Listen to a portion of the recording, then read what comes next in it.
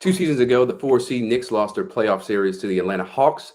Since then, the team has struggled to return to the upper tier of the Eastern Conference, and perhaps rock bottom came last night against the same Hawk squad. Welcome to the Putback with Ian Begley. I'm Chris Williamson, alongside our SNY NBA insider, the aforementioned Ian Begley. And we're so excited to have back Jonathan Macri, the dean of Knicks Film School, as he makes his season 3 debut on the Putback. We're streaming live on SNY.TV, as well as our Twitter, Facebook, and YouTube channels. Get your questions posted in the comment section. We'll try to get a couple. But Ian, let's get going with the baseline. And on Wednesday, the Knicks had a 23-point lead, not a 15, not a 10-point lead, but a 23-point lead in the second quarter over the Hawks last night. But they were outscored 32-10 in the third quarter and somehow lost 112-99 on Wednesday at the Garden. It's the 5th time in the last 30 years that the Knicks had a 23-point lead or higher and lost. 3 of those times have come in the calendar year of 2022, according to Stats Williams on Twitter. Ian, look, what the heck happened last night? Because this is crazy.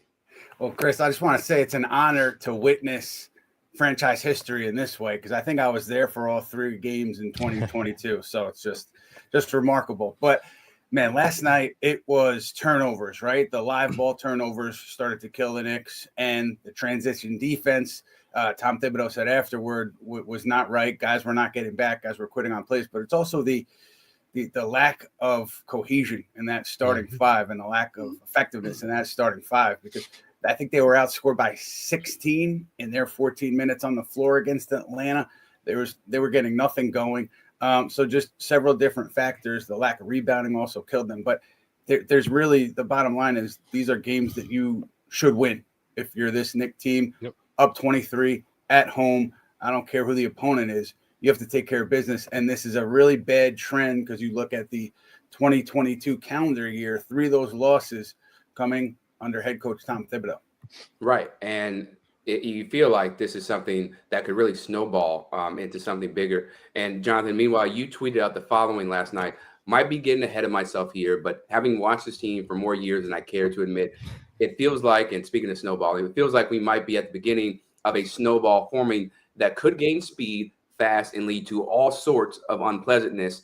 So please explain and elaborate on that tweet, man.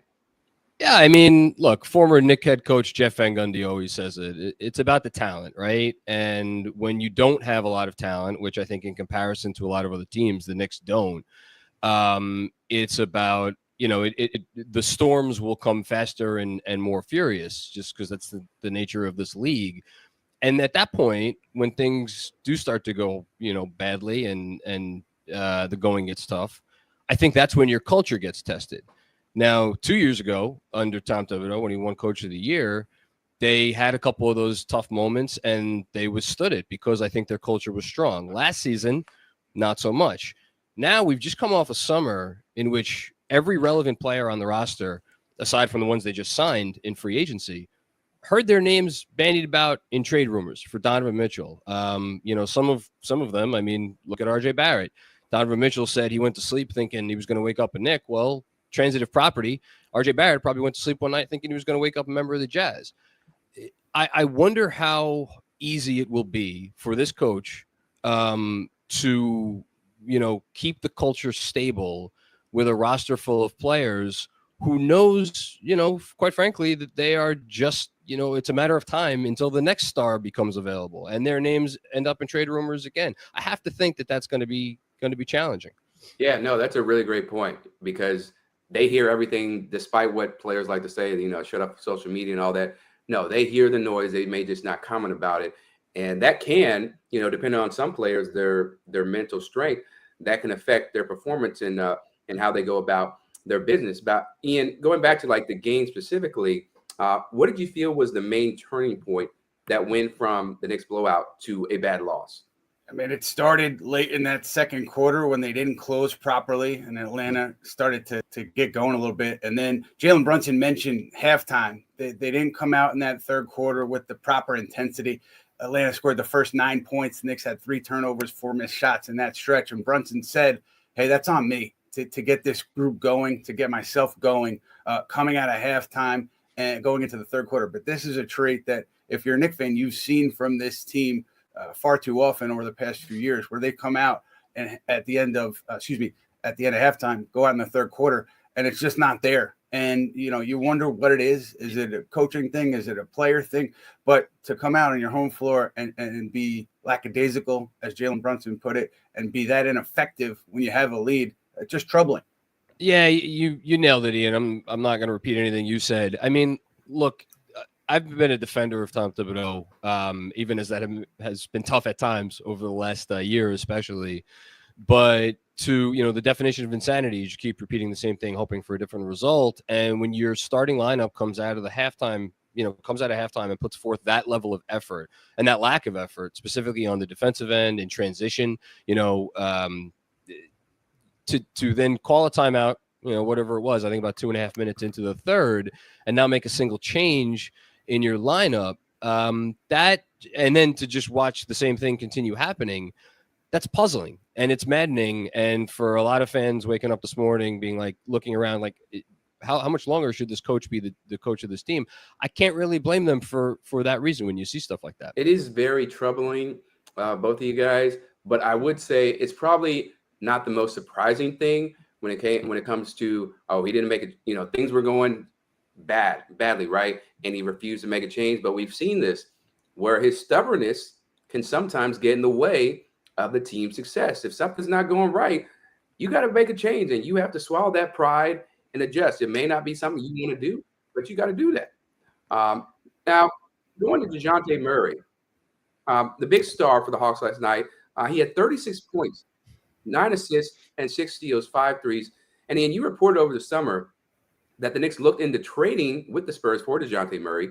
Instead, Jalen Brunson is in New York and Murray is in Atlanta. So how far along did that exploration for Murray get? Because I'm sure right now Knicks fans are salivating on what could have been for a guy like Murray.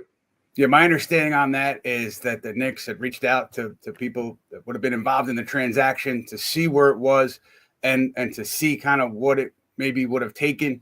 And the understanding at that point was that Atlanta was the front runner because Murray wanted to be in Atlanta. But, you take that information and then you look at what the Knicks had in their war chest, so to speak, with the picks and the players. And you would think that the Knicks, if they wanted to, could have gone above and beyond that Atlanta offer. Obviously, they decide not to. But DeJounte Murray, shows you last night what kind of a special talent he is. Donovan Mitchell showed you in the Knicks' previous loss what kind of a special talent he is. So, yeah, you could say like the Knicks, yes, they were right to not pay the price for Donovan Mitchell or DeJounte Murray. But, at some point, I think Leon Rose, William Wesley in this group, they were brought here in part to bring a star to this roster. So, it just, as you guys have mentioned, it just puts more onus on them the next time a star becomes available to be aggressive and maybe have to overpay. And then you have to hope that guy is the right fit for what you have and a better fit than Mitchell or Murray would have been. Yeah, right. And let's go back to, this offseason. They miss out on Mitchell. They miss out DeJounte Murray. And you brought up Donovan's performance. They combined, both Murray and Mitchell, for 74 points against the Knicks. Jonathan, I'll ask you first. How do you now feel about the Knicks' missed opportunity to trade for a star that could increase or heighten their ceiling? Honestly, watching last night, a team that's capable of completely evaporating on their own home court, up 23 against the Hawk team that had been, reeling, at least on the defensive end coming into the game. I'm not sure there's any scenario where I would have been thrilled with adding one player, even if it's Donovan Mitchell, who I think is on pace to probably find himself in the MVP conversation, the way the Cavs are going and the way he's scoring. The notion of having multiple unprotected picks and multiple potentially unprotected swaps out there, is the organization at this point, again, even presuming they had added a Mitchell or I guess a Murray, are they in a position where they should have been taking that chance? The players going out bother me, or potentially that would have gone out bother me less. I think, that's where a lot of fans focused, not me so much. For me, it was always about you're really putting yourself out there with these unprotected picks. That's why I would. It's not killing me that we don't have Mitchell, but it's also tough to watch what he's doing. I think people I've talked to who have been critical of the Knicks in the past have said like they respected the Knicks for being prudent in the Donovan Mitchell talks and where it ended up going. But, in the here and now, if the Knicks are losing games in the fashion that they lost last night, that's not going to really do anything for this group from top to bottom and how they get evaluated. I don't think anybody's going to look at them and say, well, they were prudent with Donovan Mitchell. So if they're sitting here 10 games under 500 in February, let's certainly take that into consideration. I don't think it's going to work like that. But I do think that you look at the process to get Jalen Brunson and you look at the team as it is right now. I mean, this team, no matter what happens, it's got to show you improvement over the course of this season. At the end of the season, it's got to look competitive many more nights than it doesn't look competitive. And so that's why the Atlanta loss is troubling, because it was the first time where the team really looked just disjointed, non-competitive, and there was talk of lack of effort after that loss. And if you start to hear that more regularly, that just raises red flags, I think, around the group. And really quick, Ian, it shouldn't come into play because this front office went all in on this path, not any other path. They went all in on this path. So they don't get the benefit of that doubt, as far as I'm concerned, either. No, I respect that. I respect that viewpoint. And now they're seeing, maybe some of the consequences, like the players that they wanted to hold on to, in some ways, are not living up to their potential. And of course, it's still early, right? We're not even 20 games into the season, but things need to change or it's going to get really ugly. And one of the ugly things that we saw last night, gentlemen, was the defense. Knicks playoff team 2 years ago, 4th in defensive rating. They were 11th last year. This year, still early, but they're 15th. Now we know good defense is a trademark of Tom Thibodeau. But Ian, was this drop to be expected with the guys that they added? Yeah, I think that depends on maybe who you ask, because there were people within the organization when they were getting ready to sign Brunson and after they signed Brunson that looked at the Brunson-Evan Fournier pairing in that backcourt, and they had concerns defensively. And I think those concerns were warranted based on what you saw last night. A backcourt with Trae Young and DeJounte Murray, it's going to be tough for any team to contain those guys, but the Knicks really struggled. The Brunson-Fournier backcourt was part of the reason why the Knicks starters were outscored by 16 points in that 14-minute span last night. So, yeah, the defense, I can't tell you what everyone's expectations over there were, but I think when they sign Brunson and then they don't bring in a strong perimeter defender to be either with Fournier or in place of Fournier on the perimeter there with Brunson, then the defense is going to suffer. That's what you saw last night. But again, I don't think anybody in the big picture is going to see that as an excuse for the defense sliding too far. You guys talked about it being Tom Thibodeau's calling card. He takes a lot of pride in it. He correctly said the Knicks last year, as bad as the year was, over the course of the season, they got very strong defensively. So if this team doesn't kind of follow suit there, it's more reason to kind of ask questions about the process and where things are. Right. And, Brunson's been really good offensively. He's averaging 18.4 points per game and almost 7 dimes per game. Jonathan, what are your early impressions of Jalen Brunson in his first 7 games with the Knicks? Not just offensively, but also defensively. Have we seen, there's some deficiencies there? Yeah, I mean, look, Brunson is who he is. He's never going to be an all defense type of guy, but he tries. He gives max effort. He knows where he's supposed to be, and he is where he's supposed to be when he's supposed to be there.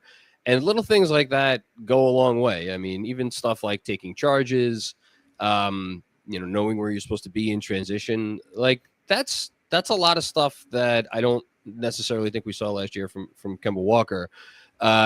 So I'm fine with him on that end of the floor. And like on offense, I mean, the Knicks are supposed to have this 3-headed monster. Well, Jalen Brunson's kind of holding up. He's in the top of the league in terms of point guards for efficiency. He's right there for assists. He's not turning the ball over. He's doing everything you paid him to do, but he's not Luka Doncic. He's not Kevin Durant. I mean, there's only so much he's capable of. And it's more to me, maybe some of the other more prominent players on the roster that aren't holding up their end of the bargain. Jonathan, I just want to go a little deeper on Thibodeau because I know that there's been a lot of reaction just off of last night about his role in the loss, and certainly he deserves fingers to be pointed his way, and he would, I think, admit that because the coach is a part of whatever happens in the game and the result of the game. But if you go back to the All-Star break last season, we reported it, others had reported Jim Dolan, the owner, had given Leon Rose the green light to make a decision on Tom Thibodeau, keep him or fire him, because the Knicks were really struggling at that point. They gave up huge leads, I think, in the 3 games prior to that, and then they lost to the Nets in poor fashion. So, Jim Dolan gave Leon Rose the green light at that point. Leon Rose, which I think was ultimately the right decision organizationally, stood by Tom Thibodeau. Tom Thibodeau coaches the year out, comes into this season. I just give that context because a lot of the discussion among people in and out of the organization over the summer was this team needs to start off strongly for Tom Thibodeau for his seat to kind of cool down and for things to calm down around him. So you look at last night, and I don't think the Knicks can afford many more of those performances early on before there starts to be heat around Tom Thibodeau and questions around his job security. Now, I don't think that last night's loss, you say, all right, we got to get rid of the coach. I think that's overstating it, but you can't afford many more of those early on, between now and let's say Christmas, and not expect there to be a lot of scrutiny around the head coach. I think the Knicks are in a tricky spot because I think the whole reason you hire Tom Thibodeau is because not of the ceiling, but of the floor. He's supposed to keep the floor high, and there's supposed to be, I always go back to this phrase, a certain modicum of competence and effort that your team goes out with. And like watching last night, for as disheartening as that game was, I didn't get the sense that I was watching a team that had quit on its coach. I don't think we've seen what that looks like here. Sadly, I think that's where we're at. But at the same time, there are things he could be doing differently. The thing where I struggle with is, okay, let's say they, bring in a new coach and he makes some of the changes that a lot of fans want to see. What is that? Is that really changing the ceiling of this team with this current roster and the current, limitations that they have without the top end talent, with, currently some multiple players in the starting lineup who are not shooting at all from the outside? It's really tough in the NBA to win that way. And you're seeing some of those issues with, okay, get Hartenstein in there, but then you lose Robinson's defense. And there's always a yeah, but, whatever move you want to theorize that Tibbs should make, there's a drop off associated with it in theory. So I think they're in a tough spot. I don't really know what they do. Yeah, they're in a really. I just want to jump in quickly. Yeah. I'm sorry, Chris, just to say also that when you judge the wins and losses, it's not fair just to talk about Tom Thibodeau. It's fair to judge everybody, right? The front office, because this is the team that was put together. These are the cards that are dealt to Tom Thibodeau. Not saying he doesn't have a voice. He does have a voice, but you also have to look at the way the pieces fit. So I think, if you're Jim Dolan, you're looking at this thing and you're saying, Tom Thibodeau, you're gone. I agree with Jonathan. I think it's more, it makes more sense to judge it in totality, judge everybody as a group. Right. You don't want to make anybody the scapegoat. And look, when you blow a 23-point lead, that is a collective failure on everybody, the players, the coaching staff, the front office, everybody involved in that organization. So since there is this discussion, about Tom Thibodeau's future as the head coach, we've got a comment from Brian Bardine from YouTube who asked, who would be the next head coach if Tibbs gets fired? Johnny Bryant? Jonathan? That would be my assumption. I mean, we've seen organizations go outside their own staff to make in-season hires before. I mean, George Karl comes to mind in Sacramento. That said, I'm not sure you want to be taking your cues from the Kings organization. Right. I would assume it's Johnny Bryant, but who knows? Can I just say one thing here? We're 7 games into the season. I understand the frustration. I've covered this team for a long time. I know how passionate the fan base is. I know how much the organization, regardless of who the president is, regardless of who the coach is, has underperformed, hasn't met expectations. But I do think we don't want to overreact to 7 games here, right? You have Philadelphia coming up. You have Boston coming up. Some tough games. You got the Nets next week. Who knows what they're going to look like. And then you have some winnable games. So let's see where we are, 3 weeks, 4 weeks, Christmas. Let's see where we are there before you start talking about who's the next coach going to be. Maybe the powers that be do not share that opinion, but I think that's the right way to approach how you evaluate where your team is. You don't want to make knee-jerk reactions, but I also think, this conversation about maybe moving on from Tibbs is from accumulation of the years that he's been the head coach of the Knicks and some of the decisions that he's made with his stubbornness. The Elfrid Payton move was something that was really puzzling. So I think it's a collection of things, not just, these 7 games, but I do hear you, Ian, that you have to wait a little bit longer until you pull the trigger, until you pull the plug on Thibodeau, because that's not entirely fair on him. Now, Chick George is saying RJ needs to stay aggressive. He's not doing that, Ian. Like, what are you seeing that he's struggling with so much right now? I think big picture sense, maybe it's Jalen Brunson having the ball in his hands, Julius Randle obviously having the ball in his hands. The usage for both of those guys is where it is. And RJ Barrett trying to find where he fits in among the three.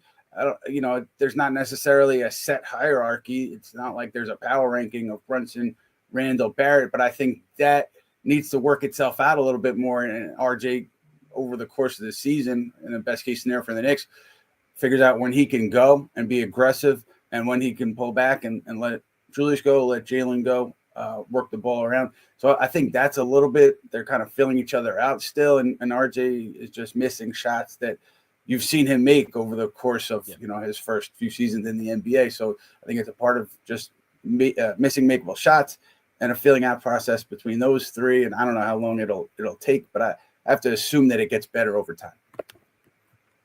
Yeah. So you're watching the Putback with Ian Begley, myself, Chris Williamson, and Jonathan Macri, as we examine, how the Knicks have been doing this season, 7 games in. And another player who is always a hot topic, right, in Knicks fan culture, Obi Toppin.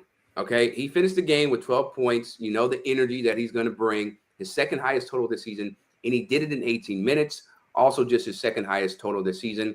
And there's been a resounding call from Knicks Nation, as I alluded to play the local kid. We know he isn't perfect by any means, but Ian, why has he continued not to receive many minutes from his head coach? Tom Thibodeau, he stuck with the starters and he stuck with Julius Randle. And I think if you see more nights from Randle that you did against the Hawks and you see more nights from Toppin the way you did against the Hawks, I would assume that there's a shift in minutes over time. The one thing I would say is Obi Toppin, when he misses the reverse alley-oop in the fourth quarter, I think any coach would be unhappy with that. Tom Thibodeau pulled him. He didn't go back into the game after that. That's not a play that you could make, and that's the risk that is inherent in trying to make those plays. Especially, I think the Knicks were down. I don't know, they were down double digits, so that's not a good look. But in a big picture sense, more nights from Toppin if he continues to shoot like he has been, and more nights from Randle like he played against Atlanta, I think you'll see a shift, because you would have to see a shift if you're looking at this thing objectively. Yeah, and you have to make sure you want to give him the time and space to grow. Like, missing the reverse alley-oop, you're going to get pulled. That you just have to expect that, and that's on him. But you shouldn't penalize him going forward with that, because, as you said, he's been shooting the ball better, and he's been an asset to this team. He brings instant offense. So I'm going to be fascinated to see how Tom adjusts, with this roster. And Jonathan, Toppin is averaging 16 minutes a game under last year's total of 17.1. So simply put, when it's all said and done, can more minutes for Obi translate to more wins for Knicks, in your opinion? Yeah, I mean, it certainly can. First of all, he's been shooting the lights out of the ball. I know he missed a couple of key threes late when they were trying to make one final push yesterday. But the three looks really good. Yes. And if that three-point shot is real, I really do think it helps open up the floor for a team that needs as much floor spacing as they could get. The thing with Obi that I always come back to is he represents such a fascinating shift for how they play, because Julius, they use him as much as they've tried to, maybe distance themselves from this. They still primarily, or he uses himself, I should say, as an initiator. I mean, he wants to get things going. That's not Toppin's game. Toppin is a finisher, in every way. So I think you need to have other pieces around him to maximize his talent. I'm not sure if this roster is best put together for that, but I think he could only help. That's for sure. Yeah, and I think you have to play all your cards. You don't want to just be put him in a position where he's restricted, or you don't allow him to free flow with this team. Now, Robert Kornhauser from YouTube is asking you, Ian, what is the pathway for the Knicks to get a star? Yeah, it's simple, right? There's going to be a disgruntled player in the league, or there's going to be a situation where a team cannot afford a player's contract, and that player is going to be dealt. That happens regularly in every season. So the scenario is going to be there. The opportunity is going to be there. The Knicks, in my mind, if you're talking about the trade deadline or the offseason, the Knicks, what has to happen is they get comfortable giving up the kind of picks that they were not comfortable giving up in that Donovan Mitchell deal, and the kind of players that they were not comfortable giving up in the Donovan Mitchell deal. And I guess the best case scenario for New York is several of the young players start to excel, start to take a step forward. So when a team asks for one or two of them, you're more comfortable doing that, and you can still retain some of your young talent in that scenario. So it's tricky because there's always teams that are going to be aggressive, other teams that are going to be aggressive when these situations arise. But the Knicks still have, in my mind, the top treasure chest, or one of the top treasure chests in the league when you're talking about pursuing elite talent via trade. So it's just a matter of how aggressive do they want to be, and do they learn anything from their past pursuit of Donovan Mitchell in ways that they would change, or would they just do it the same way? But at some point, you have to land that big star, whether it's via trade or free agency, because I think that it's not fair to say about Leon Rose and William Wesley that's the only reason they were brought here, but that's part of the reason they're here, to land that top player. So I think as time goes by, the days go by, the seasons go by, the pressure to do that only mounts. Right. And speaking of top players or disgruntled stars, we saw what happened with KD this offseason, Kyrie, the controversies that he's in for, posting, a documentary and posting a tweet about a documentary that had anti-Semitism in it. Jonathan, with all that being said, do you feel like the Knicks ended up dodging a bullet by missing out on KD and Kyrie, because it's been anything but bliss over there in Barclays? I mean, just as a fan, first and foremost, I have a tough time answering that question, because I personally would not be able to root for a team that employs a player with what Kyrie Irving, what he's been saying, what he's been promoting. He went in front of the microphone again today and again did not apologize for what he did. Just for putting the Kyrie part of it aside too, because if you look at it right now, you have to have KD still one of the best players in basketball, but they tried to get alliance for him this summer and couldn't get what they wanted. Now, I'm not saying they still couldn't get a lot from him, but outside of KD on that roster, what do you really have? I don't know that you have any young players that anybody's terribly excited about. The Ben Simmons contract is not exactly aging well. We don't need to talk about Kyrie. And the Knicks, look, say what you want about the young talent. It may not be as good as some people want it to be, or, is perceived in some areas. And they still have all their picks. The Nets don't.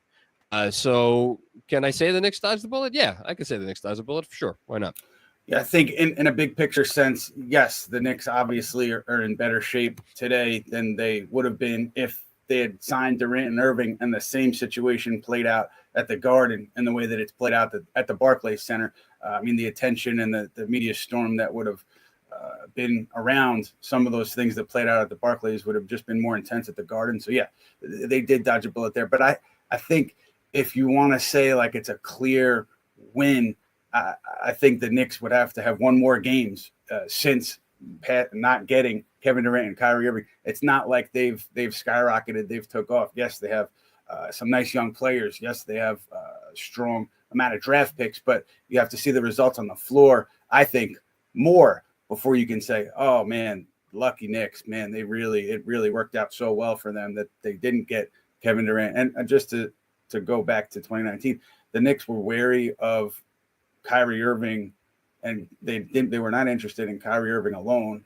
So I think you go back then, and there were certainly reasons why some teams were hesitant to bring on Kyrie alone. They were open to the package deal of Kevin Durant and Kyrie Irving. Obviously, it didn't work out that way. But if you're going to raise that banner in the Garden saying we didn't get KD and Kyrie, I think you have to win some more games before you get too happy about that. You got to win some more games. You got to win a playoff series, right? Win a playoff series, and then then maybe, yeah, it's a little bit more clear cut. But time for some final thoughts. And Jonathan, Knicks beginning a huge 4-game stretch with Philadelphia, Boston, Minnesota, and Brooklyn. In your eyes, what would constitute a successful 4-game stretch there? Are you talking, going 500, maybe a few games above, or what are you thinking? I think if we're being honest, it's why that was so important. It's such a big deal that they dropped it. Because if you win that game like you should have, you give yourself a little bit more leeway. Now, all of a sudden, if you go 3 in these next 4 games, and maybe they'll be favored in the Brooklyn game. I can't imagine they're going to be favored in any of the other ones. So if you play it out as they're supposed to, probably right, go 1-3. Well, then all of a sudden you're 4-7. And then, you got a couple of probably winnable games coming up after that. Are you going to win all the games that you're supposed to win? Maybe not. It's a tough league. Teams are winning games all over the place that they're not supposed to win. Go 2-2. Otherwise, again, I don't want to be the doom and gloom here amidst Ian being the more reasonable one. I think it could get ugly fast if they don't right the ship in a hurry. Yeah, I think 1-3 is okay, but I think it depends on how you lose those 3 games. If you lose those 3 games in similar fashion to the Atlanta loss, then it's not okay. Then it just continues the momentum in a bad way. But if you're competitive in those 3 losses, and then you go ahead and you take care of business against the softer part of the schedule coming up after those 4 games, and I think that's acceptable. That's not my real final thought. My real final thought is here. If you've watched the Knicks for long enough, you know that they have struggled for a long time to find a point guard. They signed Jalen Brunson in the offseason. It seems like he's going to be the answer for the next 4 years. Let's see where they go with it. We here at the Putback, we did not struggle to find a point guard. We found our point guard easily, and he's been the right fit since he jumped on with us. Chris Williamson is our lead guard. He handles everything for us, keeps the conversation flowing, inserts his opinions. He makes my life easier. He makes me look good, which is really tough to do. And unfortunately for us, Chris is moving on. And so it's a huge loss for us that he won't be with us week in and week out on the Putback. But Chris, I just want to say thank you for your time, your effort, and your talent. It's been a pleasure to work with you. It's been a pleasure to get to know you personally and professionally. And we have a significant void to fill at that PG spot right now. Yeah, thank you so much for that. You did not have to do all that. I'm extremely humbled by it. And, as much as I've helped you and other people, you have done just the same with your insight, the camaraderie, your experience in the league. Jonathan's made me, a better critic and analysis of NBA talent as well. And I've been blessed, to be working on this show and have a lot of fun talking about the Knicks when they were doing great, surprising everybody, and also, the tough times. And I can't thank our producer, Mike Robinson, all the great people that work behind the scenes to make this thing look amazing from a visual standpoint. And I'm truly blessed to be here. And, I don't know what's to come for me next, but I do know that I'll be enjoying, my life, and hopefully, I'll be landing on my feet soon. So thank you all for being here with me and enjoying the ride. But that's going to do it for this edition of the Putback. Our thanks to Jonathan Macri. Be sure to check him out and the talented people of Knicks Film School when you can. The Putback returns next Thursday at 1 p.m. following the Knicks and Nets. For Ian Begley, I'm Chris Williamson. Make sure you have a great day, beautiful people.